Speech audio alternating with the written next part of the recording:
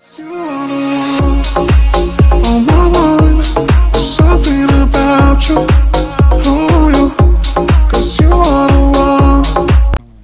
ঈদে মুক্তি পেয়েছিল শামীম আহমেদ রনি পরিচালিত শাকিব খান অভিনীত বসগিরি। সিনেমায় নতুন মুখ হিসেবে ছিল নায়িকা বুবলি।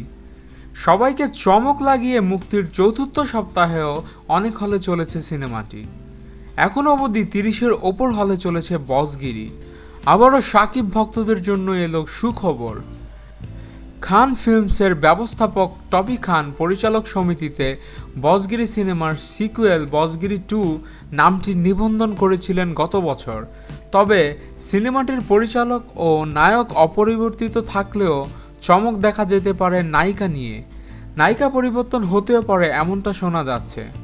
প্রযোজক সূত্রে অবশ্য শোনা যাচ্ছে বুবলি নয়, নায়িকা হিসেবে দেখা যেতে পারে অপু বিশ্বাসকে অথবা অন্য কোনো নায়িকাকে।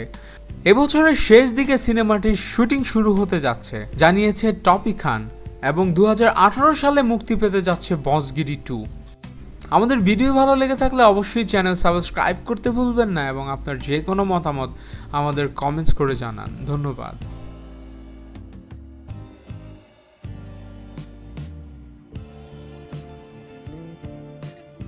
Yeah.